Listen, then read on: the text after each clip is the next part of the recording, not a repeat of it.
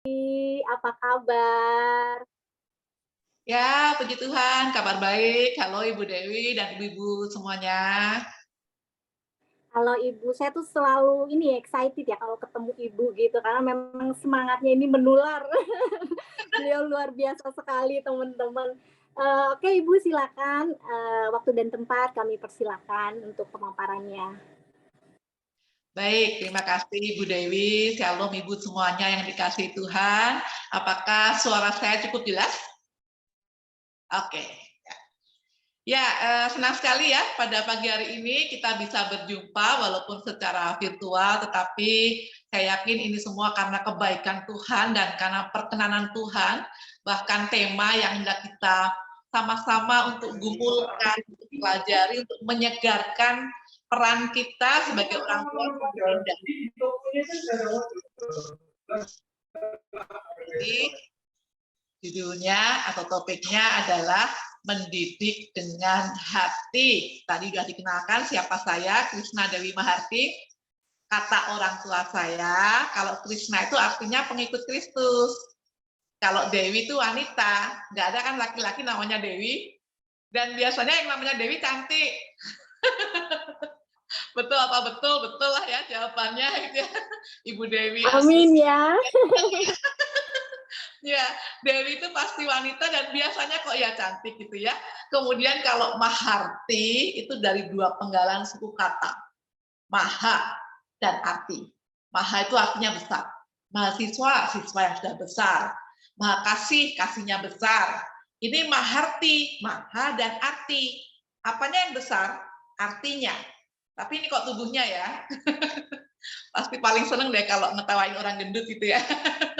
Ya saya mau mengajak kita semua bisa ceria, sukacita, karena belajar itu kalau kita senang, itu masuknya gampang, ya mudah untuk diserap gitu ya.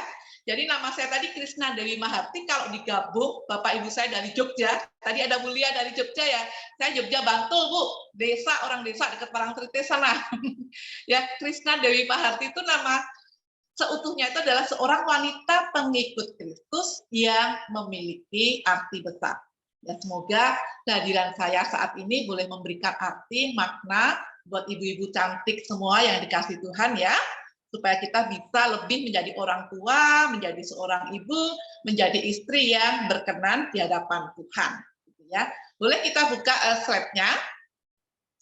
Ya, kita akan belajar materi kita saat ini. Yang pasti tadi Bu Dewi sudah singgung tuh. Waduh, kalau kita mendidik dengan hati, kalau mendidik dengan lainnya dengan apa ya?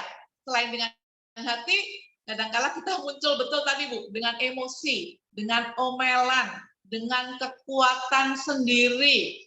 Kita lupa bahwa anak kita itu yang menciptakan adalah Tuhan. Ya, anak kita itu anugerah Tuhan. Jadi kalau ada persoalan dengan anak, kesulitan mendidik, tanya kepada Sang Penciptanya. Tetapi kan kita lebih sering selama ini hanya mengandalkan kekuatan kita, entah kepandaian kita, entah kekayaan kita, gitu ya, bahkan juga emosi kita. Sehingga tanpa sadar, kalau kita tidak mendidik dengan hati, maka akan melukai anak kita. Nah, kalau anak sudah terluka, pasti tumbuh kembangnya nanti bermasalah. Hati-hati. Ya, hati-hati sekali dalam mendidik anak kita.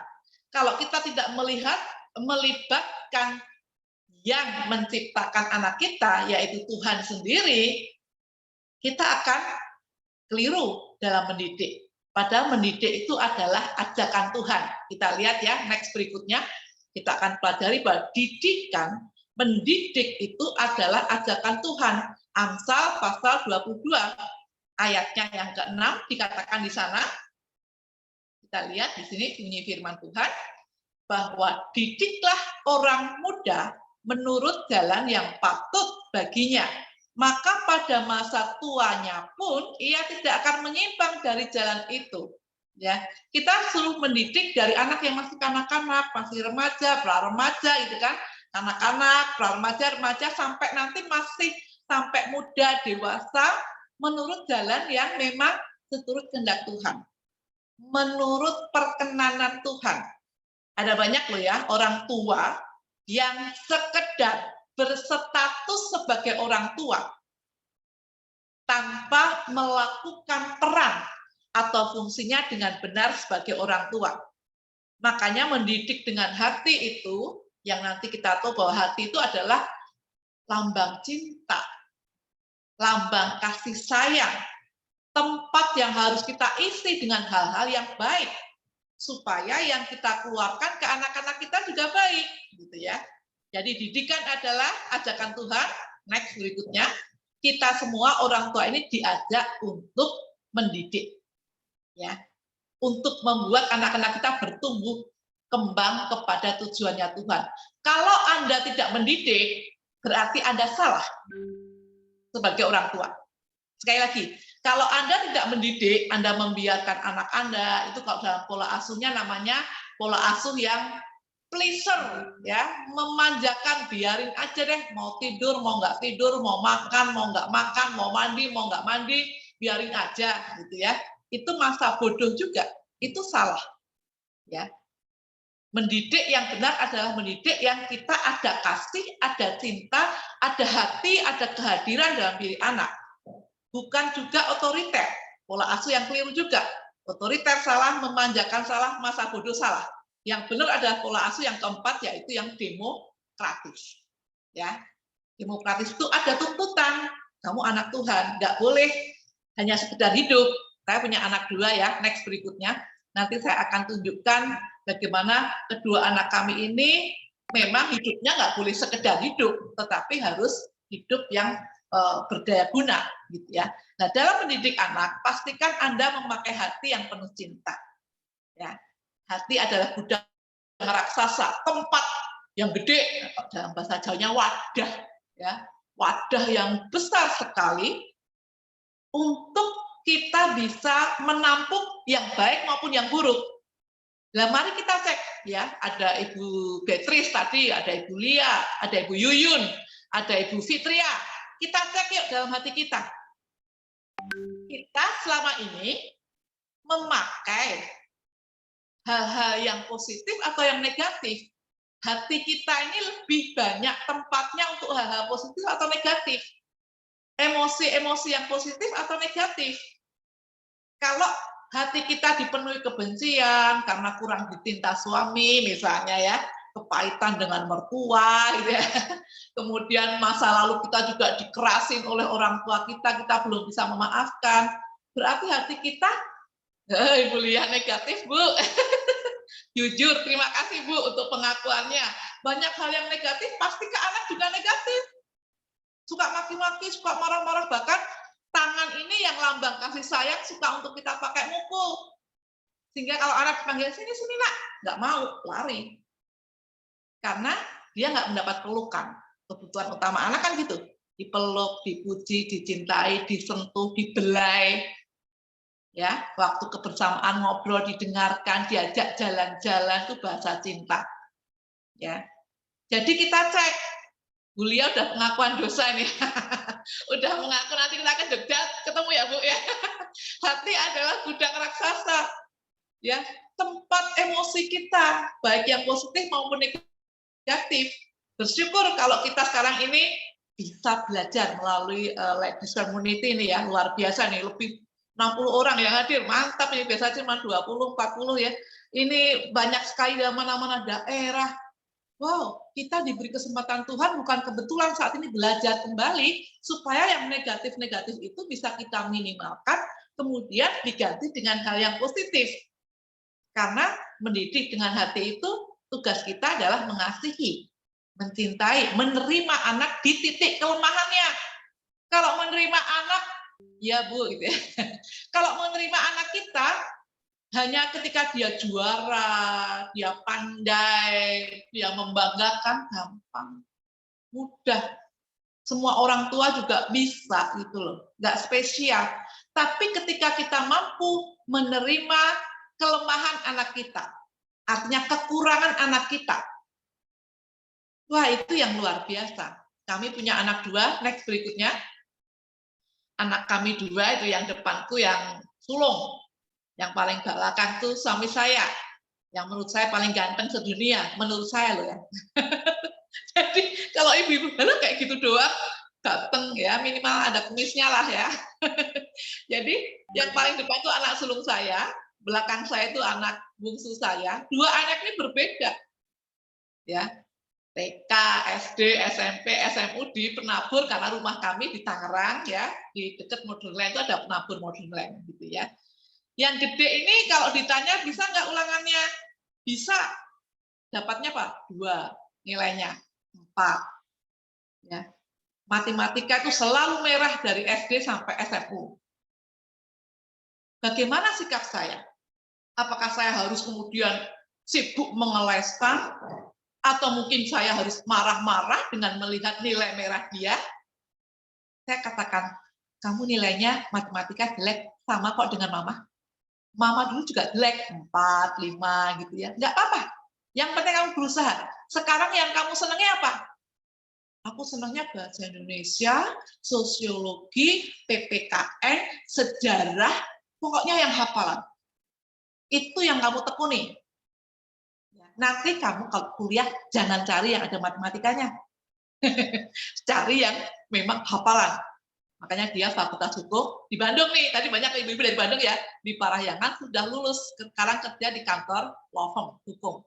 Jadi moderator, pelatihan-pelatihan advokat, dia moderatorin, dia panitia, dia pelatihan advokat, diikut sertakan gratis oleh kantornya karena dia udah kepercayaan bosnya. Jadi ibu-ibu jangan sampai stres maki-maki anak di titik kelemahannya. Terima saja. Akui. Kemudian kita kompori, kita bangkitkan hal-hal yang positifnya dia, yang kesukaannya dia. Itu yang kita doakan, itu yang kita dukung ke dia. Karena anak adalah anugerah terindah dari Tuhan. Lah apakah sebagai orang tua, ya, sebagai orang tua, Anda pun sudah membentuknya menjadi indah? Atau jangan-jangan dulu yang kecil ceria, baik hati, senang gitu ya, sukacita, kemudian ketika besar sering marah-marah karena ternyata Anda sendiri yang salah mendidik anak Anda. Terlalu banyak tuntutan menurut pikiran Anda dan tidak menyelami pikiran anak. Hati-hati ya. Kita harus berpikir dengan konsep anak, bukan dengan konsep kita. Kalau kita mau mendidik anak dengan hati, pakailah hatinya anak. Kalau anak saya marahi seperti ini, kira-kira dia gimana ya? Akan semakin dekat dengan saya atau menjauh? Akan nyaman dengan saya, merasa damai, merasa diterima, dicintai, atau justru benci kepada saya? Nanti akan kelihatan sekali ketika sudah remaja, ketika sudah pemuda, apakah dia bangga dengan kita? Ya, anak saya yang gede itu dia ketua Listra di Parahyangan, ya, lingkungan seni tradisional. Makanya tahun 2018 dia ke Eropa tanpa biaya kami, karena dia itu pandai dalam hal musik, gamel gitu ya, gamelan, organis di gereja juga, apapun yang disentuh dia itu jadi, artinya bisa dia. Makanya sebetulnya ini yang kita harus pupuk, hal-hal positif yang disukai anak kita, sepanjang tidak melanggar firman Tuhan, dan itu merupakan kecerdasan majemuk ya, multiple intelligence. Kecerdasan itu nggak cuma matematika, nggak cuma bahasa Inggris, nggak cuma IPA. Hati-hati. Kadang-kala kita terjebak di situ. Akhirnya anak merasa dituntut, tidak dicintai, bermasalah dalam tumbuh kembangnya, dalam pekerjaannya, dalam mencari pasangan hidupnya. Loh iya loh. Kalau seorang ibu suka ngomel, anak-anak juga nggak kerasan. Ada seorang anak yang sangat benci sama ibunya. Karena apa? Kalau di rumah itu kayak singa. Maki-maki suaminya, papahnya gitu ya. Dimaki-maki suaminya. Kemudian kalau pas marah dengan anaknya, dia juga ngomongnya, kamu tuh persis kayak papahmu.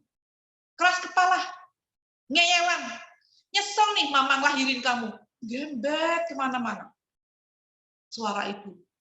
Ya, suara yang harusnya penuh kelembutan, menenangkan, menenteramkan, tapi yang keluar penuh dengan emosional dan kebencian. Akhirnya si anak ini tumbuh kembangnya takut dengan wanita, tidak nyaman dengan wanita. Kita semua wanita loh ini, hati-hati ya. Akhirnya apa? Anak ini jatuh cinta pada pria. Padahal dia pria. Ya, dia klien saya kan buka praktek di rumah, ya. Buka praktek konsultasi ya. Ini ruangan kerja saya ini ya. dia kemudian mengatakan, saya takut dengan yang namanya wanita. Karena sejak kecil saya melihat mama saya itu kayak singa. Bisanya cuma marahin papa saya, kemudian bentak-bentak saya. Ketika kemudian orang tuanya konseling juga, oh ternyata suaminya selingkuh. Ya, melukai hati. Sama sekali nggak terbersit oleh istrinya, sehingga istrinya merasa dijolimi, ditusuk dari belakang, dikhianati, panjang. Tentu saya tidak akan menceritakan masalahnya sampai tuntas, ini butuh waktu yang panjang. Cuma ucapan kita sebagai seorang ibu, sikap kita ya yang negatif-negatif, memaki, melampiaskan emosi, kita kan harus mendidik. Mendidik itu antara disiplin dan kasih sayang harus seimbang. Sekali lagi, mendidik itu antara disiplin, mesti gini nak, nggak boleh sembarangan. Hidup nggak boleh sekedar hidup. Apa yang kamu bisa, pengen hobi apa yang dikembangkan, mama tanya ke kamu. Nggak boleh nggak milih, mau musik atau olahraga. Itu yang saya kerjakan ketika anak-anak masih SD. Ya, sekarang ini sudah, wah, dia juga juara untuk fotografer karena di sekolahnya dulu ekstrakurikulernya ngambil sinematografi. Suka ceplak-ceplak sana sini gitu ya. Kemudian suka mengambil potret-potret atau bikin film-film dengan ditampilkan melalui Instagram. Dia di Bandung waktu itu juara 1 untuk motret. Dia mengatakan, mah nggak usah kirimin aku uang bulanan. Loh kenapa? Aku juara 1 nih fotografer di Bandung. Wah, dapat 5 juta, jadi mama nggak usah ngirim. Puji Tuhan. Jadi kalau kita sekarang juga pusing, misalnya anak-anak tuh sekarang era milenial, pakai gadget ya. Kemarin saya mimpin seminar Strawberry Generation. Strawberry kan menarik ya, ibu-ibu ya. Warnanya cerah, cantik, tetapi dalamnya itu rapuh. Digigit itu lembut. Lah anak-anak kita akan seperti itu kalau kita tidak menjadi orang tua yang melibatkan Tuhan, orang tua yang menyeimbangkan antara disiplin dan kasih sayang. Ya, jadi anak harus dipimpin untuk senangnya kamu apa belajarnya nggak apa-apa. Yang kamu senangi nanti diambil waktu di kuliah. Tetapi di sebalik itu nggak boleh belajar doang. Kamu harus punya skill yang bisa kamu kembangkan. Itu nanti kita misalnya dalam topik how explore. Bagaimana kita menggali potensi bakat anak kita. Ada tema sendiri ya. Ini panjang lebar kemana-mana. Oke. Jadi seorang ibu itu kemudian anak melihat kan dia plagiat ulung ya. Katanya, sikapnya, sampai anak tadi nggak bisa jatuh cinta pada yang namanya wanita. Bagi dia wanita itu monster, menakutkan. Karena dia dimaki-maki, dibentak-bentak, ibunya manyun terus. Semua coba yang di sini tersenyum dulu. Saya mau lihat ya senyumnya ibu-ibu. Ibu Lingling, Ibu Natalia, Ibu Dewi manis banget ya. Ya ini harus ditebarkan terus Ibu Leni, Ibu Yenita gitu ya. Ibu Christine, Ibu Stefani, semuanya cantik-cantik. Ini inner beauty harus dikeluarkan ya. Makanya kalau Ibu Dewi tadi pernah ikut saya untuk seminar dari Family First tentang bagaimana menjadi kekasih hati. Ya, suami juga senang kalau kita ini juga suka bermanja-manja, lihat kita senyum, pulang kerja, pulang pelayanan, kita kok ceria. Itu juga aura, itu atmosfer surgawi dalam rumah itu kan juga tergantung banget sama kita sebagai wanita. Sehingga hati suami atau anak kita tentram, damai itu sangat tergantung dari kita. Jangan sampai kita memberikan aura yang panas sehingga anak-anak ketakutan dengan kita dan tidak respect, bahkan wanita itu buat dia menyebalkan, tidak menarik. Saya yakin kita tidak mau seperti itu. Ya, oke, kita buka slide berikutnya. Jadi mari kita pahami itu supaya kita bisa menjadi wanita-wanita dalam perkenanan Tuhan. Ini suami saya sama anak yang sulung tadi sebagai seorang ayah. Yakinkah Anda bila anak Anda bangga dan bersyukur dengan peran Anda? Ini sama saja misalnya kita ibu, fotonya di situ ibu gitu ya. Sebagai seorang ibu, coba kita cek. Sekarang kita refleksikan sejenak 1 detik, 2 detik ini. Kira-kira anakku tuh bangga ya? Bangga enggak ya dengan saya? Kira-kira anak saya itu bersyukur enggak ya dengan kehadiran saya? Kadang-kala kalau anak-anak sudah dewasa gini kan juga dia punya pendapat, kadang-kadang juga berbeda dengan kita, konflik itu biasa gitu ya. Saya juga bukan orang tua yang sempurna. Kadang-kadang mama itu kepo, pengen ngerti. Nah iya kadang-kadang pengen ngerti kamu ceritanya apa. Nanti kalau udah tak ceritain akunya disalahin. Ya. Kadang-kadang anak saya juga ngomong gitu. Misalnya kemudian sudah dewasa kan mereka 24, yang gede ini udah kerja, yang kecil di Bandung juga, tapi Pajajaran ya di Jatinangor. Masuknya juga tanpa tes ya, puji Tuhan dia di penabur itu selalu ranking 1, ikut olimpiade matematika gitu ya, olimpiade IPA gitu ya, dan dia memilih untuk tetap aku pengennya IPS kok, walaupun aku bisa IPA, bisa matematika, nilaiku bagus, tapi aku lebih senang IPS, lebih senang hafalan yang kecil. Dan kami sadar, mama dan papa kan juga IPS sih, ya nggak apa-apa, masuk aja IPS kesukaan kamu, masuk tanpa tes itu ya di Pajajaran kemarin itu. Ini udah semester 3 gitu ya. Ya. Kita dukung saja. Ketika anak nyaman dengan pilihannya, itu akan membuat dia berbahagia. Ya. Nah, mari kita refleksikan kembali dalam diri kita, kira-kira anak kita bersyukur nggak dengan kita ya? Dengan kehadiran kita, jangan-jangan sebel. Coba nanti tanyakan ya, ibu-ibu punya PR nih, nanti tanyakan kepada anak-anak ibu gitu ya, atau para suami juga, sebetulnya kalian itu nyaman nggak sih dengan keberadaan mama, sikap mama, kehadiran mama misalnya. Itu bagian dari komunikasi daging, komunikasi yang dalam, mewujudkan keintiman. Aku sih nggak suka kalau mama itu terlalu kepo, aku nggak suka kalau disuruh-suruh misalnya. Aku tuh nggak suka kalau misalnya mama itu malesan atau curigaan gitu ya. Nah, coba nanti ditanya. Ya, itu bagian dari kita membangun relasi dengan anak kita. Supaya anak-anak kita lebih mampu bersyukur nama Tuhan dimuliakan dengan keberadaan kita. Jangan sampai kita kepedean loh ibu-ibu. Kita kepedean, wah anak saya pasti bangga dengan saya, apalagi suami saya kan cantik gitu ya. Belum tentu. Coba nanti pas situasi baik-baik, coba tanyakan. Oke ya, next berikutnya. Kita lihat bagian-bagian berikutnya. Tadi kita bertanya apakah bangga, ya kita juga harus menyadari sebagai orang tua waktu kita ini terbatas. Ya, pastikan Anda meninggalkan warisan yang baik. Apakah warisan yang baik itu? Warisan yang baik untuk anak-anak Anda. Kalau anak Anda laki-laki, warisan terbaik adalah ketika dia bisa melihat ayahnya itu mencintai ibunya. Itu nanti yang akan dibawa ketika dia sudah menikah. Ya, itu nanti akan diaplikasikan dia ketika dia sudah dewasa, mengasihi istrinya, dan itu pasti membuat keluarganya nyaman, tenang.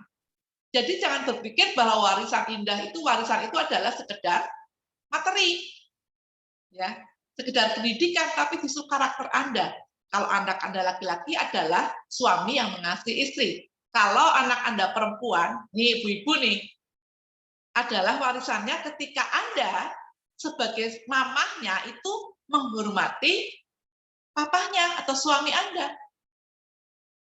Ya, menghormati, melayani, tersenyum, ya kita banyak kebersamaan, aku sayang sama papa, aku ini bangga punya suami seperti kamu loh, Pak, apalagi ada anak-anak seperti ini. Pernahkah mulut kita ngomong ke suami kita seperti itu?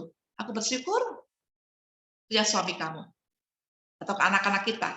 Mama bersyukur banget Tuhan hadirkan kamu di tengah-tengah kehidupan mama atau keluarga kita. Tuhan baik ya, mama bangga dengan kamu. Ya mama juga nggak sempurna, tapi mama mau menjadi pribadi yang lebih baik. Ya, anak kita juga nggak sempurna. Mari segala keunikannya, kelemahannya kita terima. Jangan dibanding-bandingkan.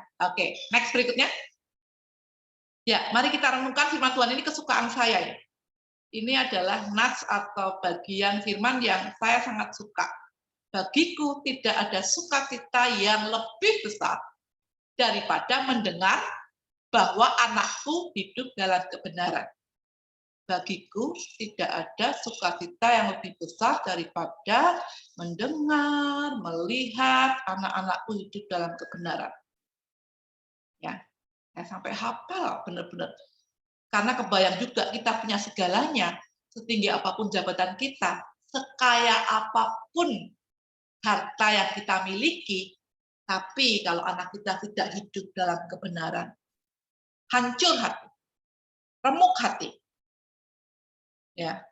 Jadi sia-sia semuanya. Kemarin ada yang konseling, seorang ibu nangis ke rumah ini, ke ruangan ini. Ya, dia mengatakan anak saya itu kumlot, lulusan kumlot universitas ternama, kerja juga tempat yang bagus.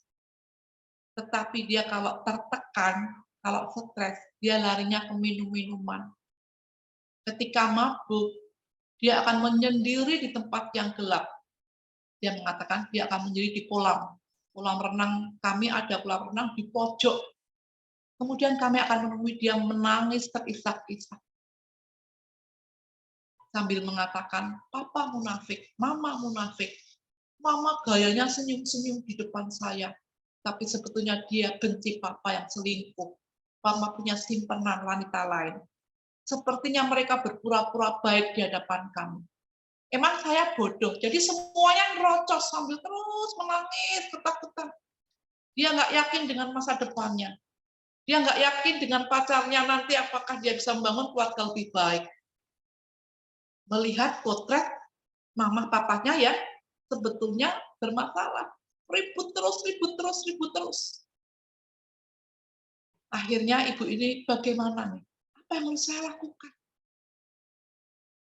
Keterbukaan, keterus terang di hadapan anak itu penting. Jangan dia dianggap anak bego, ya. Jadi apalagi sudah kerja, sudah lulus universitas, itu kan punya pendirian, pemikiran terbuka saja, ngomong hati-hati, libatkan Tuhan, akui kekurangan kesalahan kita. Pikirnya ibu sama ini baik ya, dengan menyembunyikan, padahal anak melihat kadang-kala ibu nangis, katanya, kan dia juga konflik juga. Tengah malam terdengar isak-isaknya, terdengar di kamarnya maki-maki, tapi di depan anak baik-baik. Nah, hal seperti ini yang anak merasa dianggap bodoh, tidak dilibatkan ketika anak sudah besar loh ya. Saya nggak tahu, Bapak Ibu atau Ibu-Ibu semua di sini kan mungkin ada anaknya yang masih kecil, masih ada TK, masih ada SD, SMP, ada juga yang sudah kuliah atau dewasa. Sekali lagi, sikap kita, emosi hati kita ini sangat berpengaruh kepada jiwa anak kita.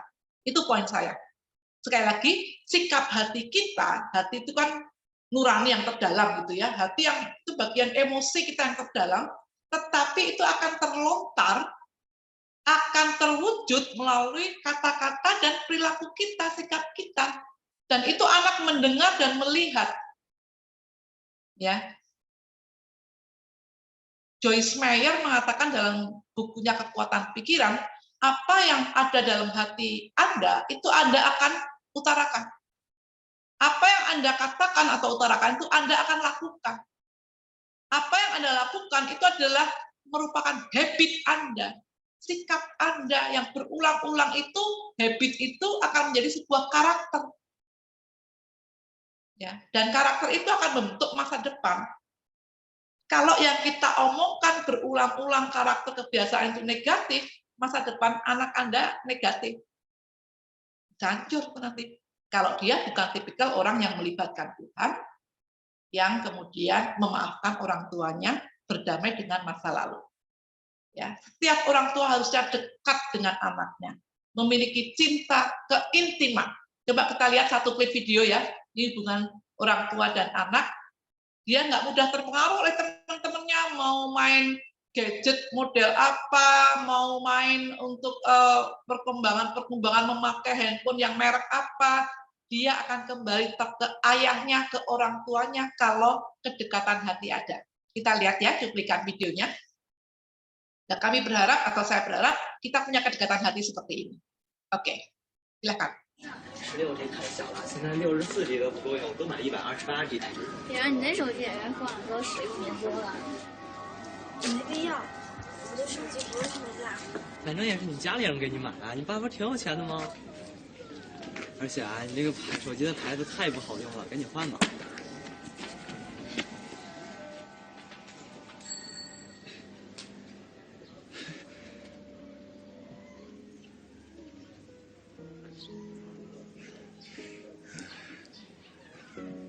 小朋友，你的瓶子还要吗？我都不要了，给您吧，走吧。啊，走吧。特别火的那个 DX，你知道吧？玩了吗？玩了，昨天晚上刚下的呀。我觉得是挺好玩的，但是特别难玩啊，你觉得呢？那第3关你告诉我。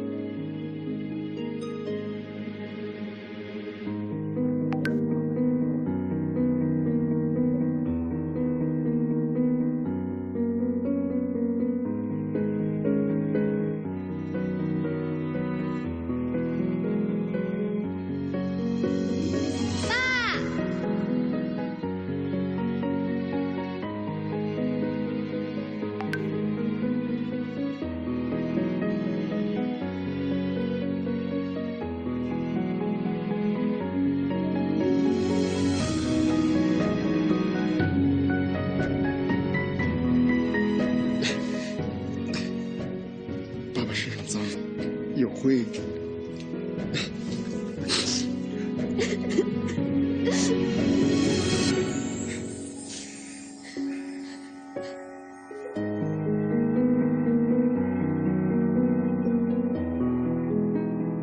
Oke, ya. Jadi cinta kasih orang tua, kedekatan hati orang tua itu membuat anak kita juga berani menghadapi kesulitan tantangan ke depan. Dia nggak mudah dipengaruhi teman-temannya. Main level ini dengan suruh memberikan ganti handphone yang lebih bagus, di-upgrade ya. Ketika tadi melihat bahwa ayahnya seorang tukang sampah itu ya, sedang memungut-mungut sampah, kalau ada botol kosong, waduh, ketemu nih teman-teman anaknya, jangan sampai dia pakai hati nih. Dia mendidik, menjalani peran sebagai orang tua dengan hati.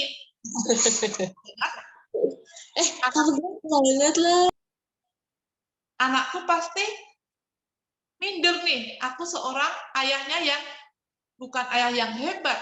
Dia mengatakan, diam aja, diam gitu ya. Gak usah ngomong teman-temanmu. Tapi anak perempuan ini apa bisa? Dia merasakan cinta ayahnya. Andaikan ini Anda, dia merasakan cinta ibunya, mamahnya, dia akan berpaling lari kepada Anda. Pak, dia dengan lantang menyebut papahnya, dia meninggalkan teman-temannya, karena orang tuanya mendidik dengan hati. Ya. Aduh, tangan papa kotor. Aduh, tangan mama kotor nih, mama kotor bau. Nggak apa-apa, Ma. Aku cinta mama, aku sayang mama. Nanti kerasa loh kalau anak-anak kita sudah kerja ataupun kuliah di luar kota.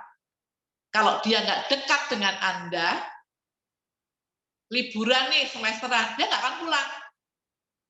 Pulang, Nak, liburan UAS kan semesteran. Enggak, masih banyak kegiatan. Enggak, aku mau ambil semester pendek. Tahun depan aja pulangnya, karena nggak ada kedekatan hati. Emosinya nggak terbangun dengan baik. Di rumah dia nggak kerasan, nanti Anda akan tanda kutip kehilangan anak Anda. Bersyukur hari ini kita diingatkan ya melalui acara atau ibadah di Persekutuan Ladies Community ini, kita diingatkan betapa pentingnya menjaga hati kita sendiri dulu untuk dalam mendidik anak-anak kita. Ya, supaya anak-anak kita nyaman dan bisa bersyukur memuliakan nama Tuhan melalui peran-peran kita. Ya, nggak gampang. Saya pun mengakui masih banyak kekurangan. Kadang-kala buru-buru ini itu, marah-marah ini mana. Kadang-kala anak-anak mama itu heboh sendiri tuh, cari pulpennya bingung, cari ini bingung karena terlalu banyak mungkin kegiatan hari itu. Karena anak-anak sudah melihat saya seperti itu. Jadi, mana sih Dandi ini? Ya mana aku tahu, Mah. Mereka seperti itu juga. Jangan juga kemudian salahkan kita, udah tadi baik-baik, tenang-tenang, kok mama sendiri yang tidak persiapan, misalnya mencari barang sesuatu yang saya butuhkan sekali, kok nggak ada di tempat, pada itu kesalahan saya sendiri, tapi saya kemudian, mana nih, cariin dong, buru-buru nih. Itu anak-anak bisa nggak suka, suami juga makanya lain kali disiapin mah, gitu ya. Suami saya orangnya flekmatis gitu ya, lembut juga untuk hal yang lain, kadang-kala gitu ya, akadnya agak lamban, tapi dia jarang sekali marah, mensupport. Nah, saya orangnya kolerik, cepat buru-buru, kadang-kala juga muncul sanguinnya, ketawa terus apa-apa bisa menjadi bahan untuk bicara gitu ya. Jadi kita harus memahami itu. Oke, next berikutnya. Ya, jadi kedekatan hati orang tua penting. Ini yang saya bilang tadi ya. Setiap orang tua harusnya dekat dengan anaknya, mencintai anaknya. Supaya ada persoalan apapun anak di luar rumah, dia larinya ke kita. Makanya akan selamat. Karena kita memberikan arahan pasti benar. Tapi kalau orang di luar kita, bisa saja negatif. Oke, next berikutnya. Nah, cinta itu apa? Kalau kita mau mendidik dengan hati, berarti kita mendidik dengan cinta. Cinta itu ada keintiman. Yuk kita kembangkan kebersamaan dengan anak kita. Ini anak saya yang kecil sedang UAS, libur kan, nggak kuliah. Kemarin kita jalan-jalan, ya nonton film, gitu ya. Kemudian makan bersama, kemudian pengen apa lagi, ke jalan kemana. Saya juga jalan dengan suami. Ya, ini penting juga gitu ya. Ada keintiman, ngobrol, udah ada yang naksir belum gitu ya. Kalau ada pemuda nih misalnya di gereja si A, si B, si C, si D, nek kamu milih yang mana? Apaan sih? Lo nggak apa-apa kira-kira ya. Itu juga kita bagian keintiman ya karena usia anak kami sudah di atas 20 ya istilahnya gitu ya.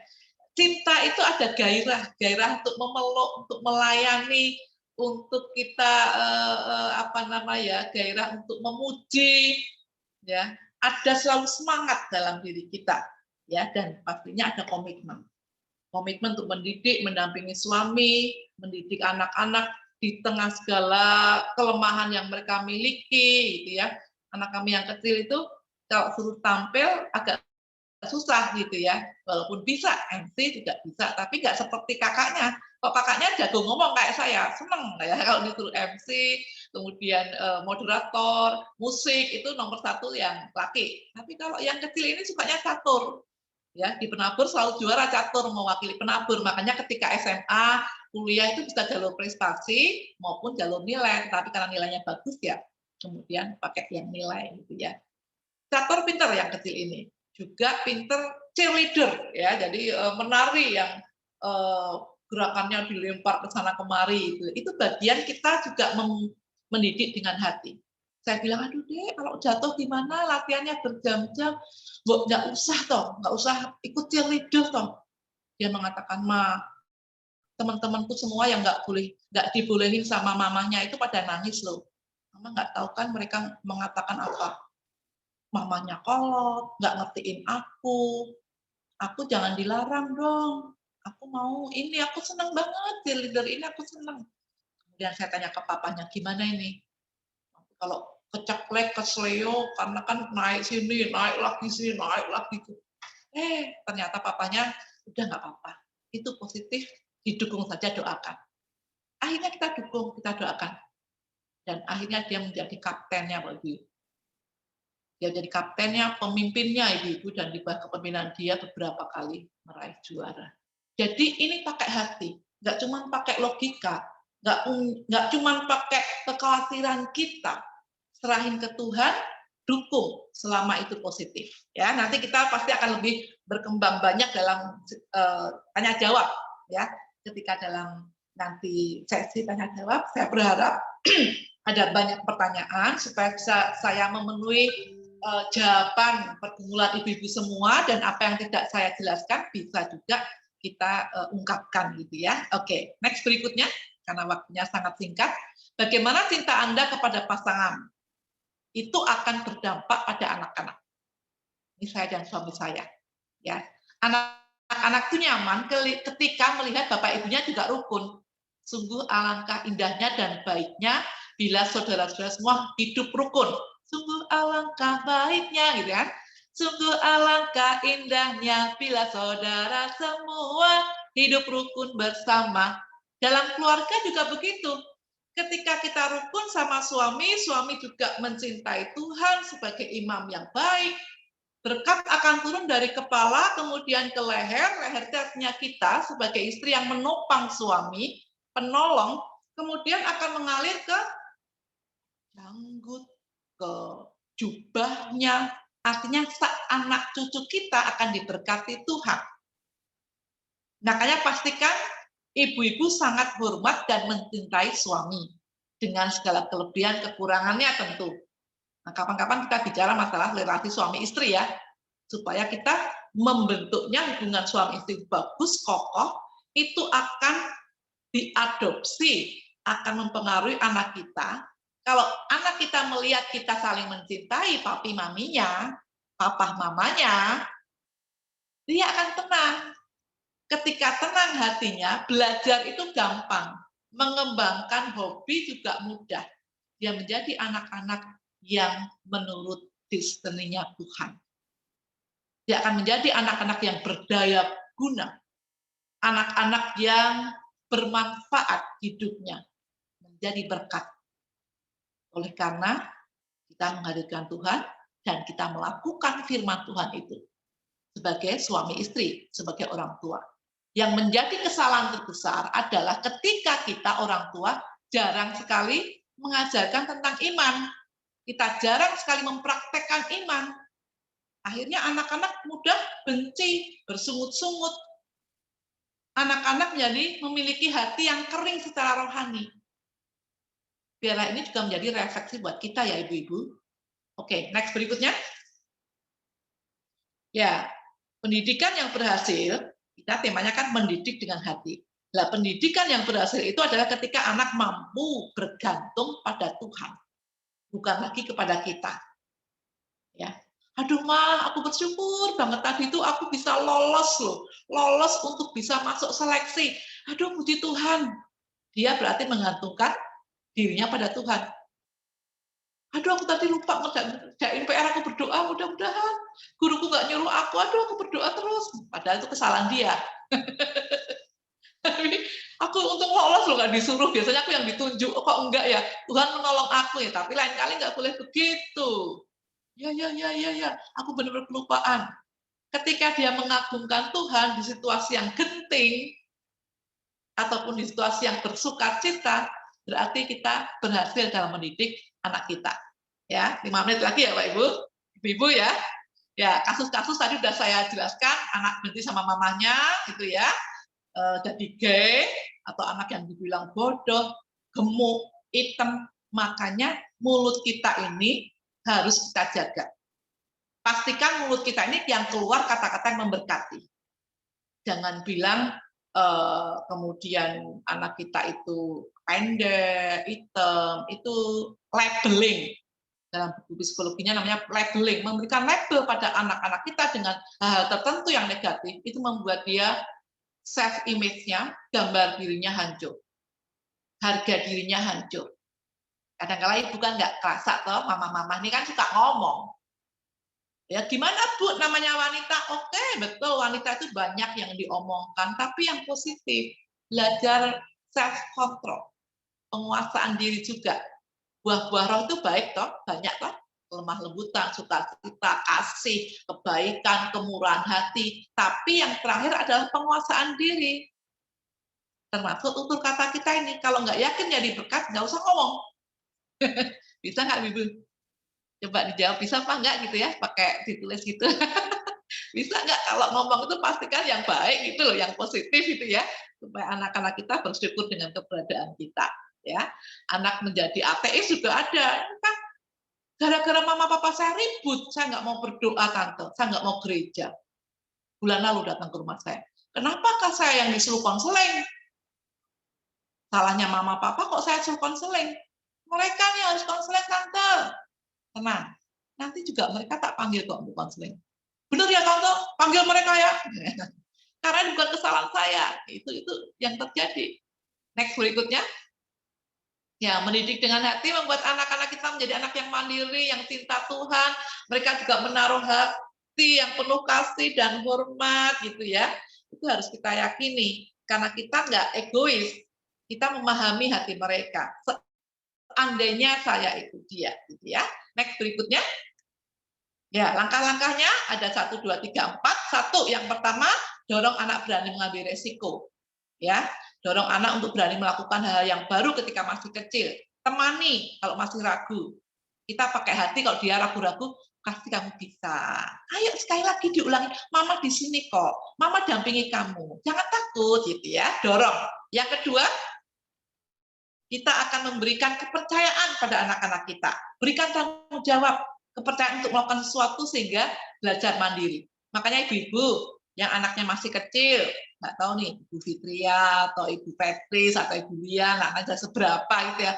Kalau masih kecil jangan juga kemudian tasnya dibawain, bukunya dibawain, bahkan PR-nya dikerjain, ya, sepatunya dipakein terus. Jangan, bangun karakter mereka, beri kepercayaan. Ayo bisa, caranya begini loh. Yuk mama tolong sekali, 2, 3 kali. Besok kamu sendiri ya mulai minggu depan. Dorong, beri kepercayaan, melakukan tanggung jawabnya. Supaya dia tidak kerdil. Ya, kalau kita bantu terus, berarti kita mengkerdilkan kemampuan dia. Next berikutnya, yang ketiga, hargai kreativitasnya. Pujian dari orang tua adalah bahan bakar yang akan memacu anak untuk terus-menerus berusaha yang terbaik. Puji, hargai. Yang terakhir, yang keempat adalah doakan dia. Ya, libatkan Tuhan dalam mendidik anak-anak kita, berikan hati dan juga wajah yang senantiasa tersenyum. Ini ibu-ibu yang bisa saya berikan pada pagi menjelang siang hari ini, supaya kira-kira kita bisa disegarkan kembali untuk semangat terus menjalani peran kita sebagai wanita, baik sebagai istri maupun sebagai mama, orang tua dari anak-anak kita. Ya, silakan nanti kita lebih banyak lagi dalam diskusi tanya jawab. Silakan Ibu Dewi, saya kembalikan waktunya. Baik, terima kasih Ibu, luar biasa ya pemaparannya. Kami merasa sangat terberkati nih, banyak belajar lagi karena memang untuk menjadi orang tua ini nggak ada sekolahnya ya Bu. Tapi puji Tuhan lewat wadah-wadah seperti ini ya, para ladies, kita bisa terus belajar gitu, kita bisa terus memperbaiki diri lebih baik lagi. Nah, tadi ngobrol Ibu luar biasa sekali ya. Kita pasti mungkin mami-mami juga jadi belajar flashback ke belakang ya. Bagaimana cara pola asuh orang tua kita gitu kan, sehingga menjadikan kita seperti apa. Nah, bagaimana cara kita mendidik anak juga kan ada sedikitnya terpengaruh gitu dari bagaimana orang tua kita mendidik gitu ya. Tapi tadi saya dapat poin yang luar biasa gitu ya, bahwa pertama kita harus melibatkan Tuhan dulu ya dalam mendidik anak gitu. Pastikan hati kita mungkin pulih terlebih dahulu ya Bu tadi. Ketika kita memiliki hati yang pulih gitu, dekat dengan Tuhan, kita bisa berjalan selaras dengan kehendak Tuhan gitu. Tadi saya catat poin-poin pentingnya nih untuk kita semua ibu-ibu. Nah, kita harus bisa mampu juga menerima kekurangan atau kelemahan anak nih. Dengan cara tadi orang tua melibatkan Tuhan, menyeimbangkan disiplin dan kasih sayang. Nah, ini PR kita semua ya. Karena kadang terlalu disiplin, anak juga jadi depan mungkin baik lah, curi-curi tuh kasih sayang, ini akan di powerful ya. Oke, terima kasih Ibu, dan kita lanjut ke berikutnya ya, sesi tanya jawab. Untuk teman-teman, boleh ya kalau misalkan ada yang mau tanya, boleh langsung ya. Jadi kita juga boleh berinteraksi. Boleh langsung di unmute atau misalkan mau bertanya juga boleh ya. Oke, tadi udah sampai 98 partisipan. Wow, terima kasih ya. Oke, nih pertanyaan bacakan di chat terlebih dahulu ya, karena memang ada beberapa juga yang masuk lewat WA. Jadi sebentar, saya bacakan terlebih dahulu nih. Zaman sekarang memang orang tua harus banyak berikan pujian, mendengarkan tanggapan yang berbeda dengan zaman orang tua mendidik kita dulu yang zaman otoriter. Betul ya, tapi apakah anak-anak sekarang nantinya jadi nggak tahan banting Bu gitu, atau kurang gigih karena apa-apa sudah positif? Nah, bagaimana Ibu menanggapinya? Baik. Saya setuju gitu ya, bahwa memberikan pujian itu penting. Tetapi pujian itu jangan diumbar juga. Ya, jangan kemudian tanpa makna. Jadi memberikan pujian itu sangat penting ketika memang dia melakukan sesuatu yang baik, karakter yang bagus, misalnya ya, dia sama sekali jarang selama ini untuk melipat selimutnya untuk anak-anak yang masih kecil ya. Tiba-tiba dia belajar melipat selimut atau dia belajar menatap bukunya. Ya, kita puji, wow, Luar biasa ya, pinter ya. Jadi rapi tempatnya, dipeluk gitu ya. Jadi jangan memberikan pujian secara diobral, obral apa ya, sia-sia, yang tidak ada sesuatu yang dia kerjakan. Ya, pujian sangat penting karena itu menjadi bahan bakar, pendorong, penyemangat. Misalnya pagi-pagi jam 5 dia, kita tahu kita baru bangun, oh dia udah belajar. Oh kamu udah bangun, udah mas tadi pagi mau ujian ini, mau ulangan lagi, takutnya nilainya kurang gitu ya. Wah mantap ya, kamu anak yang rajin ya, mama suka tuh, mau dibikin susu apa enggak gitu ya. Itu kita karena melihat sesuatu yang memang dia lakukan yang jarang, dan itu positif gitu ya. Ya, ada perubahan-perubahan yang signifikan dalam tumbuh kembang anak kita melalui karakternya, entah dia semakin ramah, semakin rajin dalam bekerja, dalam belajar, atau dia dalam melakukan talenta-talenta mengolah dirinya itu yang tadinya cuma bisa nyanyi, sekarang jadi MC, tampil, dan kita tahu dia bangun pagi-pagi karena ada tugas yang diselesaikan, dan dia bertanggung jawab, datang awal lebih duluan ke gereja misalnya. Itu kan hal-hal disiplin yang luar biasa dari karakter dia yang bertanggung jawab. Ya, jadi tetaplah memberikan pujian, tetapi jangan diobral, jangan nggak ada makna. Jangan ngomong gini, mamanya seneng ya, mama senang kamu cantik, anak mama, apa loh hubungannya? Nggak ada karakter yang dilakukan, nggak ada perjuangan yang dia lakukan. Cantik itu kan udah anugerah Tuhan, nggak usah dipuji, puji terlalu sering lah, gitu ya. Atau misalnya, aduh kamu langsing ya, baunya wangi gitu ya, kamu langsing banget, pasti nanti semua mata akan memandang ke kamu. Apa loh? Ya, itu physically jangan terlalu dibesar-besarkan tanpa makna. Tetapi pujilah karakter anak Anda dengan perubahan-perubahan yang positif, Anda harus lakukan itu.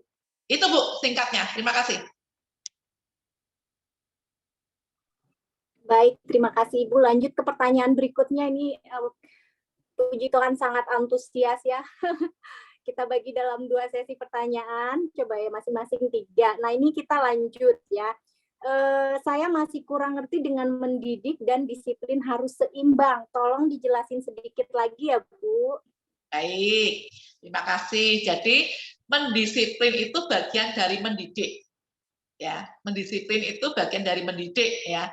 Dan ketika mendidik itu ada disiplin, ada kasih sayang. Kalau mendisiplin itu jangan melampiaskan emosi. Ya misalnya anak bangun terlambat, kamu ya dipukulin gitu ya, bikin mama repot seperti ini. Dari tadi disuruh bangun malah tidur lagi.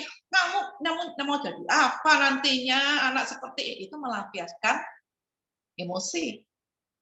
Bukan mendisiplin. Kalau mendisiplin, lo udah jam segini, kamu terlambat ini. Ya, dari tadi mama sudah bangunin kamu. Kamu tidur lagi, sudah dibangunin lagi, kamu tidur lagi. Akibatnya terlambat. Ayo tetap berangkat sekolah, mama antar. Nanti minta maaf, akibatnya apa? Ya kamu harus tanggung jawab. Itu mendisiplin. Tetap tegas, tidak boleh dia enak-enak sendiri kemudian nggak masuk sekolah, tetapi kita juga antar. Ini kan kasih sayang, kita antar. Nanti kalau dimarahin misalnya suruh berdiri di kelas atau suruh membuat catatan apa, ya nggak apa-apa. Kamu harus tanggung jawab karena kesalahan kamu. Tadi kita ada tuntutan. Itu mendisiplin. Kamu pasti bisa kok, misalnya itu ya. Itu bagian dari kasih sayang itu kita berikan. Jadi dalam mendidik harus seimbang itu. Ketika misalnya kita sudah mendisiplin anak kita, nggak boleh. Tidak boleh untuk main-main HP lagi, kesepakatannya kan selesai jam 6 sore. Kamu melebihi jam 6. Padahal kita sudah sepakat. Berarti kemarin kesepakatannya apa? HP-nya mama ambil 1 minggu. Ya udah, sini. Itu namanya disiplin. Kan udah kesepakatan kan? Tapi aku maunya uang jajannya saja yang dikurangin. Nah, kesepakatan kemarin apa? Kalau uang jajan doang, kamu dari rumah juga udah bekal kan, nggak bakalan kelaparan. Kesepakatan kita berdua kan udah diiyain bahwa nggak boleh main HP 1 minggu kalau kamu melebihi jam 6. Mama, ya udah nih kasih. Ya, kalau terima kasih ya, kamu bisa kerjasama dengan baik. Makanya hati-hati lain kali kalau sudah jam 6, stop main HP-nya. Karena harus persiapan besok sekolah. Ya, maaf ya, mama harus ambil HP ini. Supaya memang kamu lebih menghargai waktu dan belajar kamu. Jadi kita nggak memaki-maki dan kamu ngeyang kok, kamu yang salah kamu toh, melanggar toh, sini HP-nya, mama rebut. Ya, bukan begitu. Jadi itu antara disiplin dan menyeimbangkan dengan cinta itu. Maaf ya, mau makan apa, mau minum apa, sini. Pasti kamu sedih kan, diambil HP-nya. Tapi kan udah kesepakatan bersama, ya supaya kamu menjadi lebih baik. Karena mendisiplin itu mengubah anak lebih baik, bukan menghadirkan ketakutan. Kalau otoriter, mukul, melampiaskan emosi, itu menghadirkan ketakutan dan kebencian pada anak. Kira-kira begitu. Terima kasih. Baik, terima kasih. Ibu mohon maaf sebelumnya ini saya off-kan karena kendala sinyal kurang bagus, tapi teman-teman masih bisa mendengar ya. Saya lanjut membacakan pertanyaan-pertanyaan yang masuk. Nih ada juga yang masuk lewat WA. Nah, Ibu gimana kalau pasangan kita tidak sevisi dalam mendidik anak dan sering emosi tidak terkendali? Apa yang harus saya lakukan sebagai pasangan? Dan bagaimana kalau sudah terlanjur salah dalam mendidik anak, nah apa yang harus dilakukan? Ya, kalau pasangan kita gitu ya banyak sekali melampiaskan emosi dalam mendidik anak, kita kan penolong. Kita kembali ke jati diri kita ya, seorang istri, seorang wanita itu penolong buat suami kita. Ya kita ngobrol dalam situasi yang baik, yuk kita komunikasikan. Pak, nggak baik loh kalau kamu terus-teruskan sikapmu seperti ini, apa enggak sebaiknya seperti ini, ya. Kalau aku sendiri sih menurut aku, namanya bahasa I message. Kalau anak digituin nanti bisa benci loh ke papa. Bukan kemudian papa itu jangan kayak gitu, aku nggak suka kelakuan papa itu, kamu nanti akan dibalas anak kamu loh. Bukan begitu, tapi sepertinya nggak baik loh kalau itu dilakukan terus-menerus. Menurut aku, anak itu akan terluka. Nanti nggak mau ngobrol dengan papa. Aku tahu papa itu seperti ini bukan kesalahan dia tunggal, Ibu. Suami bisa keras, maki-maki, mendisiplin anak, emosi, itu ya udah terlanjur mungkin mukul, ngata-ngatain. Itu bukan faktor kesalahan dia tunggal. Itu saya pastikan karena dulu dia diasuh, pola asuh yang keras juga. Dan dia belum berdamai dengan pola asuh yang dulu. Entah dia dititipin ke kakek neneknya, tante omnya, entah bapaknya seorang militer, entah bapak ibunya dominan, dia nggak dihargai, sehingga tangki emosinya itu nggak penuh. Dia jarang dipuji, dia jarang dipeluk, dia jarang dicintai. Mana mungkin sekarang bisa mencintai anak? Kalau dia nggak betul-betul dewasa berubah oleh karena kasih karunia Tuhan. Kalau dia nggak sadar bahwa ini saya membawa masa lalu, inner child saya yang belum beres, sehingga dikit-dikit marah. Misalnya anaknya bilang, papa aku dapat 8 aja bangga, papa dulu 10, dapat 100. Misalnya gitu. Ayo belajar lagi, ditungguin gitu ya. Misalnya, digebrak mejanya. Ini karena faktor masa lalu yang harus dibereskan. Caranya konseling. Bisa konseling ke kami, konselor gitu. Bapaknya dibulikan dulu untuk ingat-ingat, Pak, ada kejadian apa sih di masa lalu ketika Bapak kecil yang sampai saat ini belum pernah terlupakan dan masih menyakitkan hati. Misalnya ngomong, saya pernah nilainya dapat 3 matematika.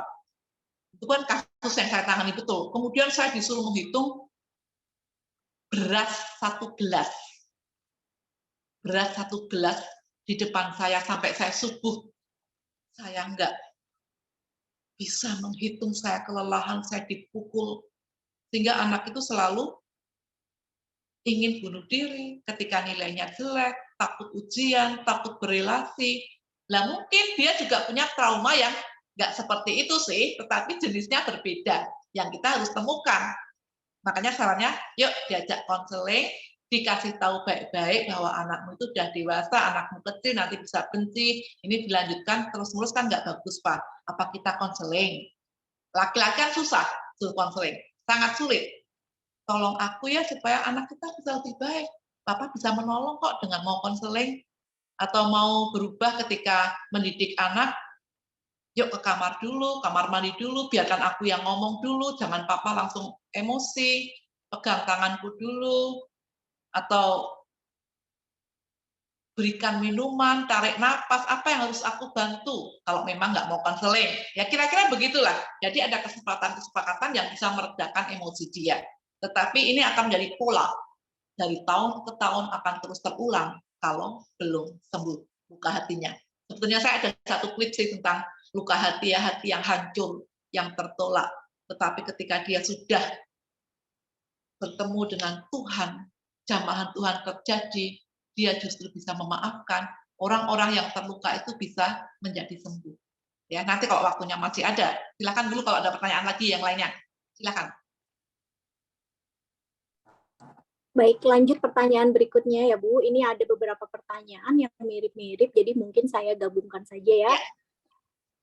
Di sini Bu minta tolong, Bu gimana kalau anak sudah terlanjur sering melihat orang tua bertengkar untuk menghilangkan trauma dan memperbaiki keadaan mentalnya ke depan. Nah ini hampir sama nih Bu dengan pertanyaan ini nih, sebentar ya. Apa yang harus kita lakukan kalau sudah terlanjur membuat kesalahan dalam mendidik anak? Bagaimana langkah pertamanya dalam pemulihan hubungan dengan anak? Nah itu mungkin agak mirip-mirip ya. Yang satu memang karena sudah orang tuanya melihat orang tua yang terlanjur tadi sebentar. Ya. Bagaimana Ibu? Kalau sudah terluka, tidak ada cara lain kecuali memang kita minta maaf. Itu langkah yang pertama. Ya, sebagai orang tua kita minta maaf kepada anak kita. Yang kedua, kita harus memahami luka itu kan nggak bisa serta-merta sembuh. Biarkan dia natural. Nggak tahu loh ini sampai apakah bulan ini selesai, apakah tahun depan selesai. Yang penting kita memperbaiki ketika sudah minta maaf, yang memperbaiki, jangan mengulangi. Jangan mengulangi luka yang sama yang menimbulkan anak kita jadi kepahitan, sedih. Kita tunjukkan kebaikan-kebaikan kita. Luka itu ada bekas gitu ya. Misalnya ini kena pisau, dia akan ada lubang berdarah-darah. Tapi kalau sudah sembuh, ini mau saya hantam, saya mau pakai ngulek-ngulek untuk bumbu nasi goreng, saya mau untuk pegang apa juga nggak akan sakit. Kalau sudah sembuh, nah ini butuh proses, ya, butuh waktu. Bagaimana bisa kemudian luka ini walaupun ada bekasnya sembuh? Usaha kita untuk kemudian tidak melukai lagi, tapi memberikan kebaikan demi kebaikan. Hendaklah kebaikanmu dilihat oleh banyak orang, firman Tuhan gitu kan. Dulu kalau kita jatuh cinta sama suami kita, ya karena apa? Ya karena dia baik sama kita, ya. Beliin oleh-oleh, gandeng nyebrang tangan, ngajak kita makan, kasih hadiah-hadiah. Lah itu coba hidupkan itu ke anak kita. Ya, kita kasih kesukaan dia, kita tanya maunya apa yang harus kita lakukan. Mama minta maaf ya, sudah melukai kamu. Ingat tuh, lukanya itu di apa? Jangan cuma minta maaf doang. Misalnya kita pernah mukul. Waktu itu mama pernah mukul kamu. Kamu pasti sakit banget ya. Mama pernah ngata-ngatain kamu bego. Misalnya. Kamu sakit hati. Dari situ kan kamu marah. Coba tanyakan kemarahan terdalam itu apa. Kita minta maaf. Kita katakan kesalahan kita. Karena kita mukul. Atau ngunci di kamar mandi dia. Atau kita itu memaki-maki dengan kata-kata yang kotor. Itu diucapkan. Mama minta maaf karena mama melakukan pemukulan di tangan kamu, di kepala kamu misalnya. Mama menyesal, mama benar-benar nyesel, maafin ya, mama tidak akan ngulang lagi. Lihat mata dia, mau nggak maafin? Mau ya? Dia masih diem nih, dalam hati kan enak aja lu minta maaf. Aku nih nggak suka misalnya, dalam hati dia kayak gitu. Udah orang dewasa, kerjanya cuma ngomel melulu, mukul, nggak salah apa-apa, nggak dia sia-sia apa-apa, aku yang dipukul, misalnya. Di kepala anak kita masih seperti itu. mau nggak maafin mama? Please, maafin mama ya. Sampai dia ngomong iya. Sampai dia ngomong iya. Kalau dia belum, aduh, saya mesti gimana lagi ya? Ya mama bisa paham sih, kamu belum bisa maafin mama. Kasih lagi kebaikan. Dia suka jus alpukat misalnya. Saya nama anaknya Dandi, mama bikinin jus alpukat. Taruh aja situ. Misalnya gitu, karena masih marah kan. Saya taruh. Dandi, diminum dong, kan mama udah bikinin. Mama lebih seneng kalau diminum. Mungkin kamu masih hatinya jengkel sama mama, tapi tolong diminum ya. Kluk, taruh lagi habis. Makasih Dandi udah minum alpukat bikinan mama. Ya mungkin dalam hati dia masih nggak suka sama mama. Tetapi dengan melihat kebaikan 1, 2, 3, kita berusaha betul mengerem mulut kita, nggak ngulangin lagi, kita berubah, anak juga punya hati untuk betul-betul kemudian mengasihi kita untuk sembuh. Kemudian dia ngajak bicara kita. Mama, aku hari ini boleh nggak makannya nggak dari rumah? Dan bagus, dia udah mulai bersuara aktif ke kita lagi. Boleh nak, gitu ya. Ada rekonsiliasi. Gitu ya kira-kira gambarannya. Jadi ada usaha kita untuk melakukan hal yang baik, tapi yang pertama minta maaf dulu, katakan kesalahan Anda itu apa. Gitu. Baik, terima kasih Bu. Bu, ini berhubung pertanyaan ini masih ada 4-5 pertanyaan lagi. Apakah Ibu masih ada waktu untuk dilanjut atau kita batasi? Lanjut. Oke, terima kasih Ibu. Nih, puji Tuhan antusias semua. Kita lanjut ya pertanyaan berikutnya. Nah ini, anak usia berapa diizinkan untuk berpacaran? Karena anak saya usia 8 tahun, sudah saya wanti-wanti untuk pacaran kalau sudah bekerja nanti. Dan saat usia berapa, ortu tidak kepo lagi dengan isi HP anak. Terima kasih, Bu. Ya. Pacaran itu harus masuk di usia dewasa awal ya, artinya di 20-an. Karena kalau remaja itu kan libidonya tinggi. Ya, kemudian dia emosinya masih labil, gampang sekali mempengaruhi nanti untuk misalnya seks bebas atau mempengaruhi nilai-nilainya turun. Remaja itu kan 13 sampai 15 baru remaja awal, ya. 15 sampai 17 itu baru remaja menengah. Remaja akhir 17 sampai 19. Nah, mulai 20 itu usia dewasa awal. Silahkan di situ memulai usia untuk berpacaran. Ya, jadi kalau saya mengatakan ke anak-anak saya, ketika nanti kamu mahasiswa, mama akan izinkan, papa izinkan kamu untuk mencari pacar. Kan nggak langsung dapat. Pasti kan baru semester 5, ini juga belum dapat gitu ya. Artinya kalau nanti udah bekerja, lingkungannya juga sempit. Kalau dia bukan aktivis gereja, temennya banyak, wah, temennya udah tuwek-tuwek di kantor itu, udah tua-tua, beda agama, beda keyakinan gitu loh. Makanya silahkan diberikan rambu-rambu ketika mahasiswa. Itu banyak berhasil ya, karena nanti kamu ikut macam-macam lah kegiatan mahasiswa, yang persekutuan kampus, apa macam-macam ketemu di situ. Ya dari fakultas yang lain gitu ya kan kumpul macam-macam dari segala fakultas atau denominasi juga nggak masalah gitu kan. Tetapi kalau saya begitu di usia awal dewasa atau mahasiswa itu boleh berpacaran. Nah, bagaimana kita berhenti untuk kepo? Ya kita sendiri. Anak itu ketika sudah SMA sudah harus dilatih mempunyai privasi. Jangan tanya-tanya yang tidak penting. Itu siapa kamu yang tahu ya sama siapa? Ngapain loh tanya-tanya gitu ya. Yang penting anak itu sudah makan teratur, mandi teratur, tahu tanggung jawabnya, nilainya bagus, etikanya bagus, nggak usah perlu tanya-tanya hal-hal yang tidak penting. Yang memang anak itu di zona merah. Di situ dia akan sensitif, mesti ditanya, telepon siapa, udah punya pacar belum, WA-nya dari siapa, apaan sih? Jadi males dengan kita, itu zona merah. Ya, ngobrol lah untuk di zona-zona yang hijau yang dia suka. Pengen makan apa hari ini? Ya ada menu-menu bagus. Mana, menunya apa? Ini enak nih kayaknya belum pernah nih. Nah, ngobrol lah di zona yang hijau maupun kuning. Kalau yang sensitif jangan kepo-kepoan lah. Berikan kepercayaan pada anak kita. Kalau ada masalah apa-apa tanya mama papa lo ya. Misalnya mau pacaran nembak seseorang atau naksir, sebelum nembak, sebelum jatuh cinta kasih tahu dulu supaya kita juga memberikan pandangan. Nggak ngelarang kok, enggak. Ya, ketika memang itu baik atau kurang baiknya di mana kita ngasih tahu kok. Jadi terbuka begitu. Terima kasih.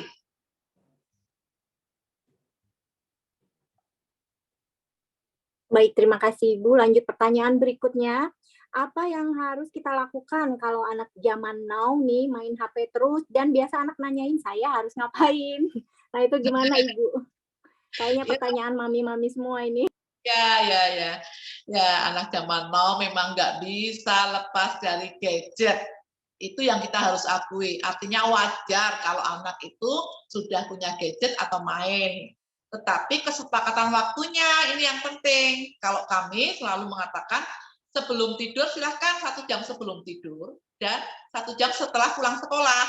Kalau pagi-pagi nggak boleh karena memang fokusnya ke sekolah. Jadi pulang sekolah itu misalnya pulang jam 4 gitu kan. Ya udah, dia kemudian udah ganti baju, sudah makan, gitu, udah santai lah 1 jam sampai jam 5-an misalnya. Habis itu kan harus mandi, harus macam-macam, harus persiapan buat besok. Sebelum tidur, misalnya tidur jam 9 malam, ya dia jam 8 boleh buka lagi. Tahu-tahu misalnya ada yang harus diselesaikan besok pagi, tugas apa, PR apa, atau mungkin bawaan-bawaan tugasnya untuk ke sekolah. Jadi kalau kami memberikan izin itu ketika anak sudah SMA, SMP ya pulang sekolah 1 jam, sebelum tidur malam 1 jam. Apa yang dilakukan? Ya kamu harus mandi, kalau ada PR harus PR, istirahat tidur-tiduran itu juga penting. Ya, nggak boleh kita itu kemudian main HP terus, istirahatlah dalam 20 menit, 30 menit sekedar rebahan, tidur-tiduran, itu menolong tubuh kamu juga sehat. Begitu kalau kami. Terima kasih. Oke, baik Ibu. Jadi lebih ke ditunjukkan juga prioritasnya ya. Ya. Tanggung jawabnya ya. Oke, baik. Pertanyaan selanjutnya. Halo Bu Krisna. Maaf. Ini adanya supaya tidak refleks tangan terhadap anak dan sepertinya anaknya selalu ingat namanya suka pukul. Gimana caranya supaya anak tidak membatin? Gimana caranya supaya tidak refleks tangan terhadap anak? Nah ini gitu Bu. Sepertinya anak selalu ingat namanya suka pukul, gimana cara supaya anak tidak membatin? Ya, ibunya harus sadar dong kalau mamanya memang suka pukul, ya harus berhenti memukul. Nah, harus sukanya mukul ini karena memang faktor masa lalu dia juga suka dipukul, atau kurang dicintai suami. Ini juga harus dicari tahu, makanya ke konselor jauh lebih objektif. Kok suka mukul, gatel tuh kenapa Bu? Lah dulu saya waktu kecil juga dipukul-pukul terus, berarti pengaruh masa lalu. Dia masih benci dengan pola asuh orang tuanya. Dia nggak suka anakku santai-santai, nggak suka anak kok seneng-seneng riang, pukul. Karena dulu dia memang sangat susah waktu kecilnya, bisa kayak gitu. Atau memang dia nggak pernah dicintai suaminya, nggak pernah dikatakan sayang, nggak pernah dipenuhi kebutuhannya, dia malah yang mencari uang, suaminya enak-enakan, mau mukul suami nggak berani, yang dipukul anak. Nah ini yang mana faktor apa tentu harus konsultasi dulu gitu ya. Tapi yang pasti ya bertobatlah untuk berhenti memukul supaya anak itu nggak kemudian sakit hati, kepahitan, ketakutan gitu ya kepada mamahnya. Gitu Bu. Baik, terima kasih Ibu. Selanjutnya ini pertanyaan terakhir sepertinya. Halo Bu Krisna, apakah bisa konseling online? Karena anak saya yang besar suka krisis percaya diri. Ini untuk langsung menghubungi kontak Ibu ya untuk konseling nih Bu. Nanti mungkin lewat pengerja atau Ibu mau share? Boleh. Jika ada yang ingin konseling dengan Ibu. Ya, kalau mau konseling online bisa, karena memang zaman pandemi ini kami banyak sekali melayani konseling secara online. Besok saya juga ada janjian, tapi offline datang ke rumah karena dekat masih modern land. Kalau mau online bisa juga janjian dulu. Boleh catat nomor saya ya, 0813 178 11474. 0813 178 11474. Nanti kita janjian mau hari apa, jam berapanya. Banyak kok sekarang secara online, bisa lewat Zoom, ya bisa video call. Begitu. Oke, baik. Satu lagi ini ada pertanyaan masuk, Ibu nggak apa-apa. Salam Bu Krisna, bagaimana jika suami tidak bisa bekerja sama dengan istri walaupun dibicarakan baik-baik, suami tetap ada prinsipnya dan keegoannya. Apakah ada pengajaran juga buat suami supaya jangan semua beban numpuk di istri dalam mengasuh anak? Nah ini bagaimana Ibu? Tadi pertanyaannya ini kurang lebih sama kayak yang tadi ya. Adalah banyak pelajaran buat suami, buat istri, tetapi kalau kita yang bicara istri, yang tanya ke istri, saya pasti akan membenahi istrinya dulu. Ya, jadi kalau suami nggak bisa kerjasama, itu mungkin dia tidak menghargai Anda sebagai istri atau kita gitu ya. Ada apa nih? Atau memang dia orangnya songong kayak gitu dari sononya, kok mau? Ya, artinya jangan tanya juga begitu. Sekarang ya sudah pasangan kita gitu ya. Coba penuhi kebutuhan dia. Jangan-jangan ada yang tidak terpenuhi nih kebutuhan utama suami. Dihormati, seksualitas, mungkin kita pelit dalam hal seksualitas, sehingga dia susah diajak kerjasama.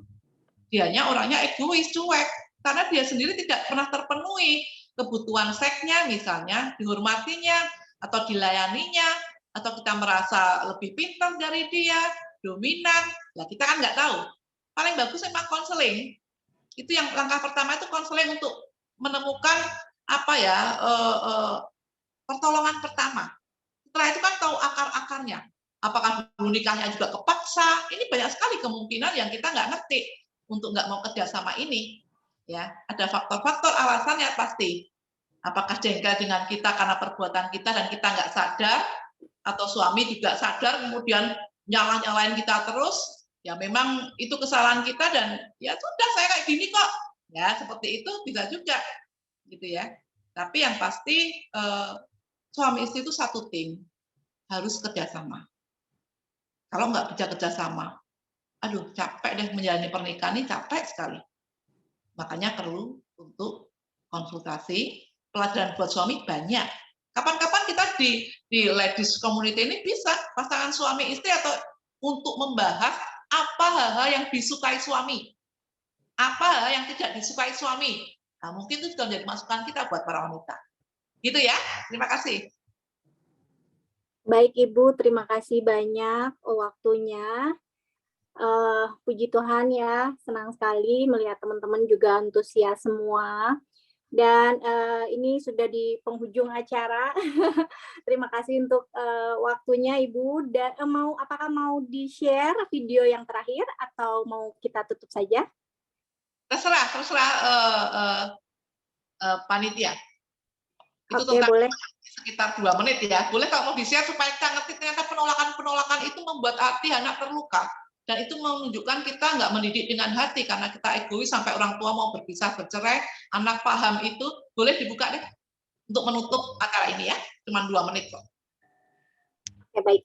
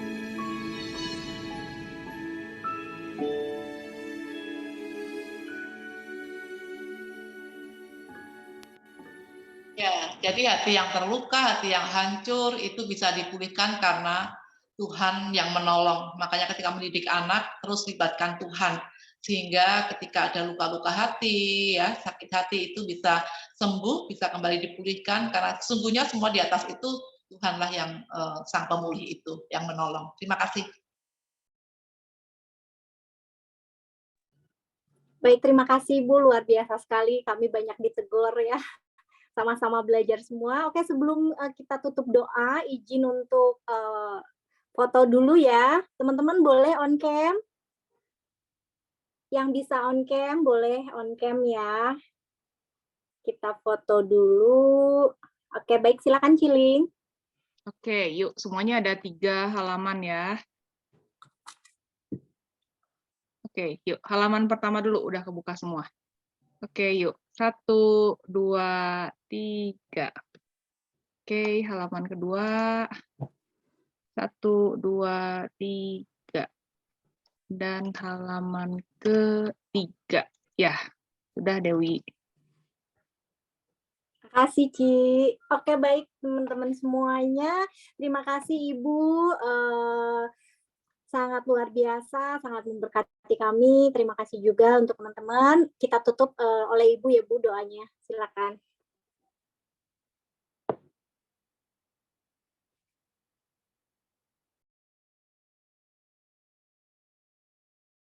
Siapa? Saya? Oh, oke. Baik. Baik, mari kita tutup dalam doa. Bapa Allah kami yang di surga, kami mengucap syukur. Kalau kami sebagai para wanita, sebagai seorang ibu, yang Tuhan anugerahin anak, kami disadarkan untuk tidak menjadi seorang ibu yang biasa-biasa saja. Untuk tidak menjadi orang tua yang hanya berstatus orang tua saja. Kamu mohon belas kasihan-Mu Tuhan. Kami mohon hikmat-Mu, supaya kami bisa lebih lagi mencintai anak-anak kami. Supaya kami bisa lebih lagi menghormati suami kami. Kami tahu Tuhan waktu kami terbatas. Kami juga tidak sempurna. Namun kami memiliki Allah yang tidak terbatas. Dan Allah yang sempurna. Yang sanggup membuat kami menjadi ibu-ibu yang lebih baik lagi. Kalau selama kami menjalankan peran kami melukai hati anak-anak kami dan suami kami, dan juga tidak berkenan di hati Tuhan. Kami rindu Tuhan mengalirkan pengampunan. Buat kami semakin menjadi pribadi yang berkenan di hadapan-Mu ya Tuhan, supaya kami boleh mempermuliakan nama Tuhan. Anak-anak kami pun bisa bersyukur, berbangga dengan kehadiran kami sebagai orang tua. Teruslah menjadi tamu yang tetap dalam keluarga kami, menolong kami, para wanita yang hadir pada saat ini, untuk semakin menjadi ibu, menjadi seorang istri juga yang lebih baik lagi. Ampuni dosa kami Tuhan, kami serahkan Ladies Community ini, persekutuan ini, yang luar biasa menjadi berkat buat banyak para wanita ke dalam tangan Tuhan. Di dalam satu nama yang berkuasa, Tuhan dan penebus kami Yesus Kristus, doa ini kami naikkan. Amin.